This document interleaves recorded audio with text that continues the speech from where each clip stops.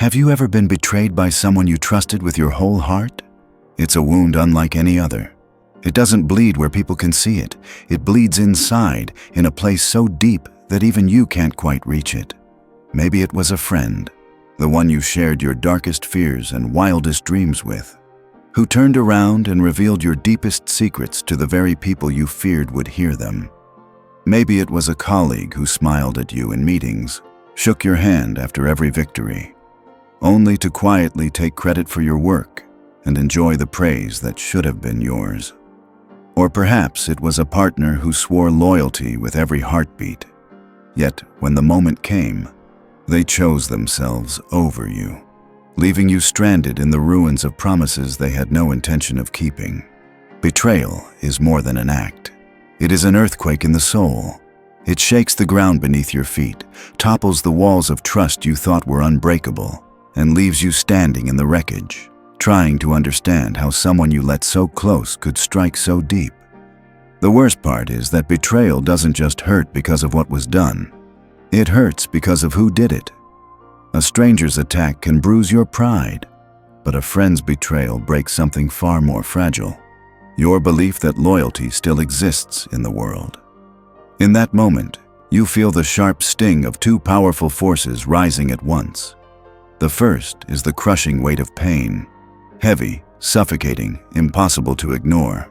The second is the hot, relentless spark of revenge, a burning ember that flares in the shadows of your thoughts. And it is here, standing at this dangerous crossroads between pain and vengeance, that the real story begins. In that moment of betrayal, two forces seize you at once, pulling you in opposite directions yet feeding off each other's strength. The first is pain, not the kind that makes you cry once and move on, but the kind that lodges itself deep in your chest like a shard of glass. It twists every time you think about what happened. It follows you into your quiet moments. It turns old memories, once warm and comforting, into cold reminders of how easily trust can be shattered. It makes your world feel smaller, colder, more dangerous. The second is revenge. Not a gentle whisper, but a fierce, insistent voice in the back of your mind. They cannot get away with this. It's the urge to even the scales, to restore the balance that betrayal ripped apart. Revenge offers you a sense of control when everything else feels stolen. In those moments, it feels like justice, even survival. But here is the cruel trick of betrayal. Pain and revenge do not cancel each other out. They fuel one another. The more you hurt, the more you want to strike back. The more you think about striking back, the more you reopen the wound. And so the cycle spins, keeping you locked in the very moment you most want to escape. Most people standing in this place choose the obvious path: to lash out, confront, expose. They believe that to reclaim their dignity, they must act now, strike fast, hit hard. And sometimes, yes, the fantasy of watching your betrayer suffer feels like the only thing holding you together. But this is where the difference between ordinary people and true strategists emerges. For while the natural instinct is to attack, those who understand the deeper game know that rushing in almost always works against you. And one man, centuries ago, understood this better than almost anyone else. His name was Machiavelli. And his way of dealing with betrayal was unlike anything you might expect. Machiavelli, the Renaissance thinker whose name became synonymous with cunning and power, saw revenge through a lens that most people would never even consider. To him, retaliation was not about striking harder or faster.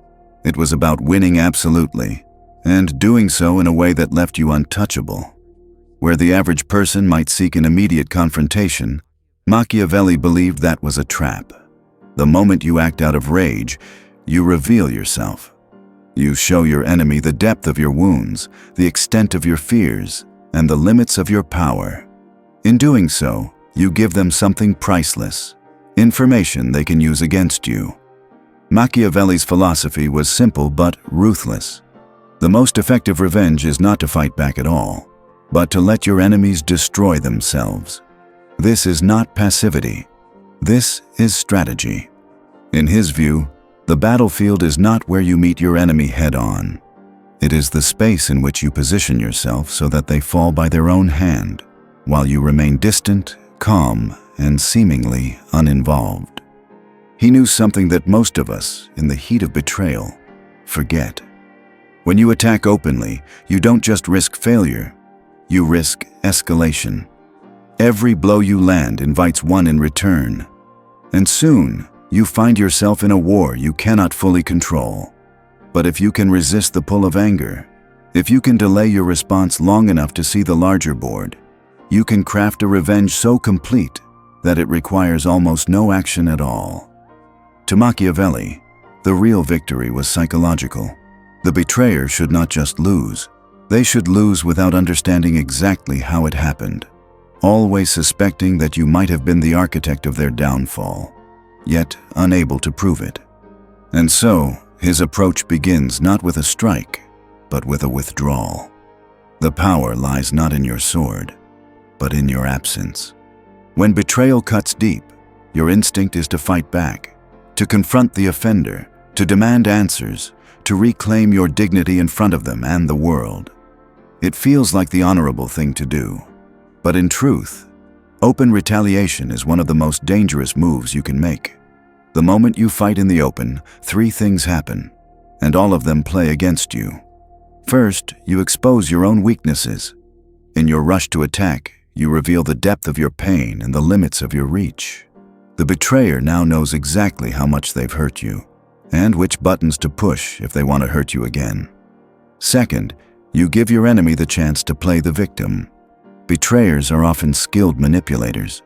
They can twist the story, painting you as unstable, aggressive, or obsessed. Suddenly, people who might have supported you begin to wonder if you are the problem. Third, you risk escalation into a conflict you cannot fully control. What began as a single act of retaliation can spiral into a series of moves and counter-moves, dragging you into an exhausting and costly war. The more public the fight becomes, the more opportunities your enemy has to strike back, and the harder it becomes to walk away without appearing defeated. Machiavelli understood this trap perfectly. He knew that in war, the strongest side is often the one that fights the least. Direct confrontation consumes energy, burns bridges, and creates a trail of evidence linking you to the outcome.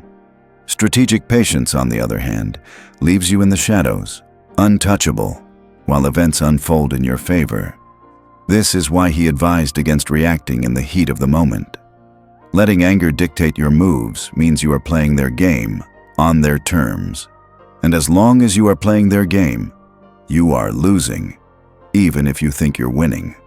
So instead of charging forward with your sword drawn, Machiavelli would tell you to sheath it.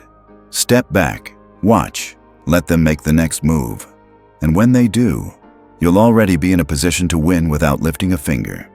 Patience, in the aftermath of betrayal, feels unnatural. Every nerve in your body screams for action. You want to shout your truth, expose their lies, reclaim what they took. But Machiavelli would warn you, the one who moves first often loses. Strategic patience is not the same as doing nothing. It is the deliberate choice to wait, to let time work as your weapon. Time changes perspectives, shifts alliances, and reveals truths that no argument ever could. It allows the natural consequences of betrayal to begin their slow, relentless work. Why is patience so powerful? Because betrayal carries within it the seed of its own destruction. Those who betray others rarely stop at one victim. They repeat the pattern, slowly poisoning their own relationships and eroding their own reputation. The longer you wait, the more their actions begin to speak for themselves. You don't have to prove their treachery. Life will do it for you.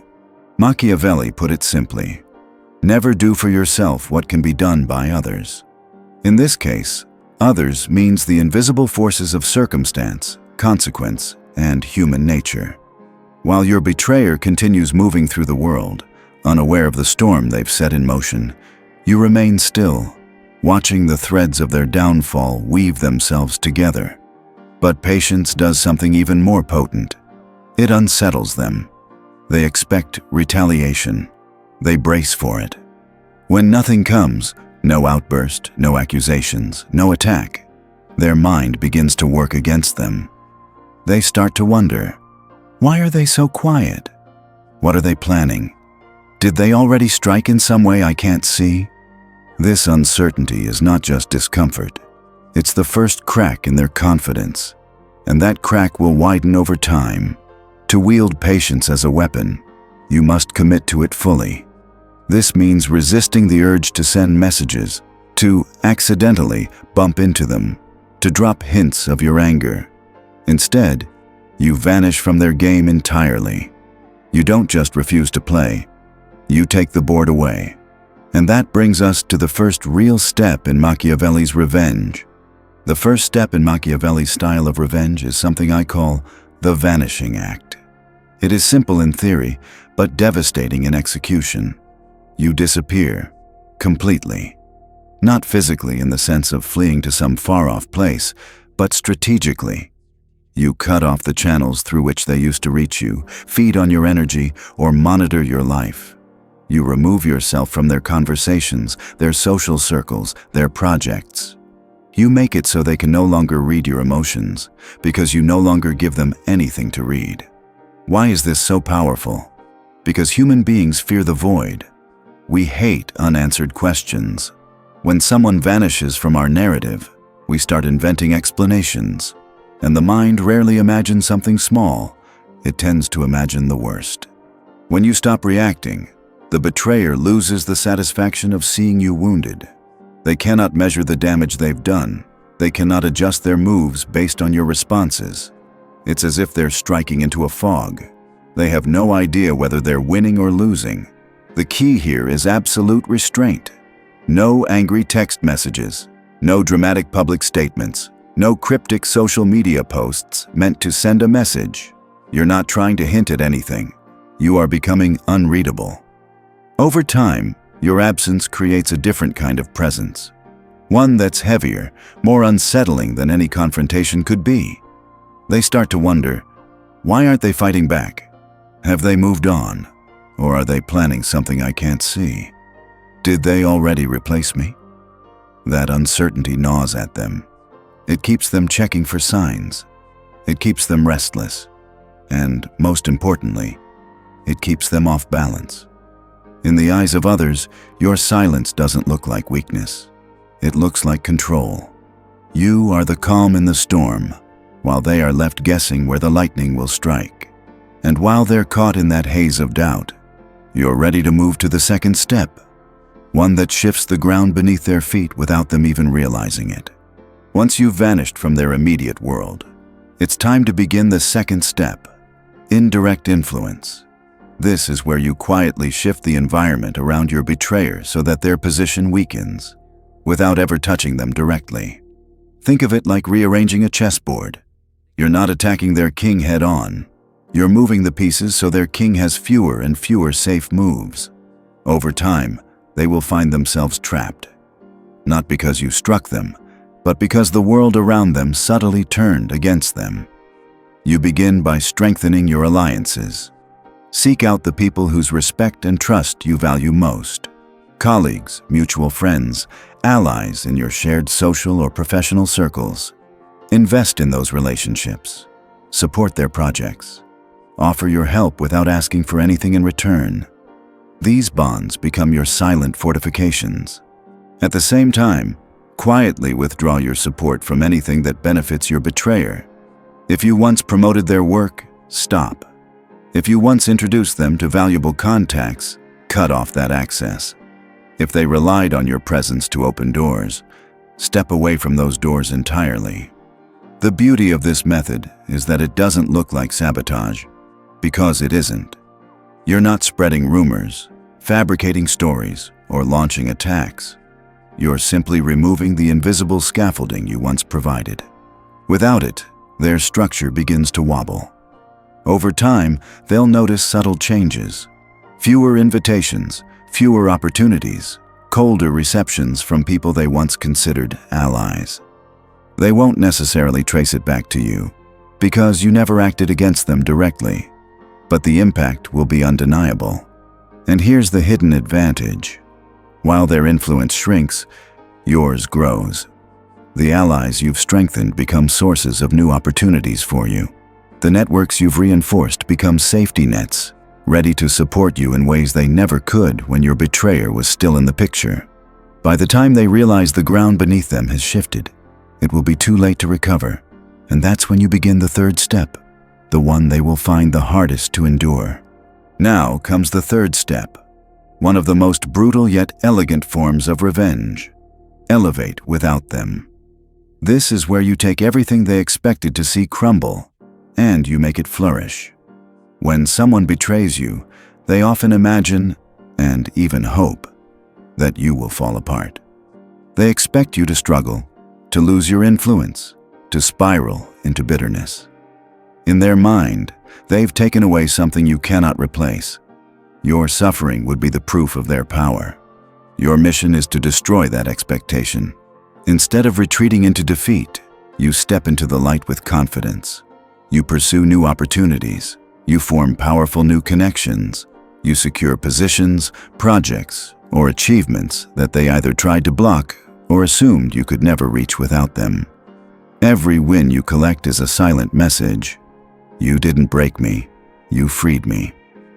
And here's where the real sting lies. You do this publicly, but never boastfully. Your victories should be visible enough that they cannot miss them, yet presented with the effortless grace of someone who doesn't need validation. Post your milestones, share your successes, appear in rooms they thought you would never enter. Let them see you living fully, vibrantly, and untouchably. The key is not to flaunt your achievements as weapons, but to embody success so naturally that it becomes undeniable. Your progress becomes living proof that their betrayal failed. Not just failed, but backfired. Because in cutting ties with you, they unintentionally removed the limits they once placed on you. While they are left navigating shrinking influence, you are expanding yours. While they are explaining their choices to others, you are being invited to new opportunities. While they are trying to maintain their footing, you are climbing higher. And as your presence rises, it sets the stage for the next move, a subtle, psychological reminder that will haunt them far more than any confrontation could. The fourth step is something Machiavelli would appreciate for its quiet cruelty: the subtle reminder. This is not about gloating. It's about letting the reality of your success seep into your betrayer's awareness in ways they cannot escape, and doing it without a single direct confrontation. A mutual friend mentions your name while praising an accomplishment. They scroll past a post celebrating your recent achievement. They attend an event and unexpectedly see you there, radiant and composed, surrounded by people who respect you. Or maybe they hear of you through whispers in the very circles they thought they controlled. Each encounter plants a seed in their mind, a seed that says, "They're still here, they're thriving, and they don't even acknowledge me." This is psychological positioning at its finest. You are not chasing them, not even addressing them. You are simply moving forward with such undeniable momentum that the contrast between your rise and their stagnation becomes impossible to ignore. The brilliance of this step lies in its restraint. You never appear as though you are trying to provoke them. You're not boasting or seeking revenge in a visible way. You're simply living in a way that makes their betrayal look foolish. And because you never engage directly, they cannot accuse you of attacking them. The more they witness your success, the more it reopens the wound of their own decision. They begin to question whether betraying you was a mistake. They might even regret it, though pride will keep them from admitting it. And perhaps the most painful part for them is that they cannot undo it. They cannot go back and rebuild the trust they destroyed. They can only watch as the person they tried to undermine rises far beyond their reach. By now, you have set the stage perfectly for the final act, the moment when you do absolutely nothing, and yet your betrayer faces the most devastating blow of all. The final step in Machiavelli's path of revenge is also the simplest and the most devastating. Let time deliver the blow. You've already vanished from their reach. You've quietly shifted the environment so their influence shrinks. You've risen without them, and they've seen it. You've left subtle reminders of your success in their path. Now, you do nothing. Why nothing? Because by this point, the forces you've set in motion no longer need your guidance. Time itself becomes your executioner. Betrayers carry their own poison. The same qualities that allowed them to betray you, selfishness, disloyalty, short-sightedness, will eventually turn on them. They will betray others. They will burn more bridges. They will make choices that erode their reputation. People will start to hesitate before trusting them. Opportunities will close quietly. Doors will lock without a sound. You don't need to lift a finger for this to happen. In fact, lifting a finger could ruin the work you've done. The power lies in letting life reveal their true nature to everyone else. Their downfall will not be loud or dramatic. It will be slow, silent, and irreversible. And all the while, you remain untouchable. You're not caught in gossip. You're not linked to their failures. You're simply living your life, higher, freer, stronger than before. The beauty of this method is in its elegance. You don't descend to their level. You don't exhaust yourself in petty battles. You rise above, and in doing so, you let them see, day after day, that their betrayal didn't break you. It made you more powerful. In the end, the greatest punishment for betrayal is not revenge in the traditional sense. It is this: forcing the betrayer to watch the one they tried to destroy become untouchable, unstoppable, and unforgettable. So the next time someone drives a knife into your back, resist the urge to turn around and fight. Stand tall, walk forward, leave the blade exactly where it is, not as a wound, but as a reminder to them of what they've lost. Because when you do nothing, yet win everything, that is not just revenge, that is power.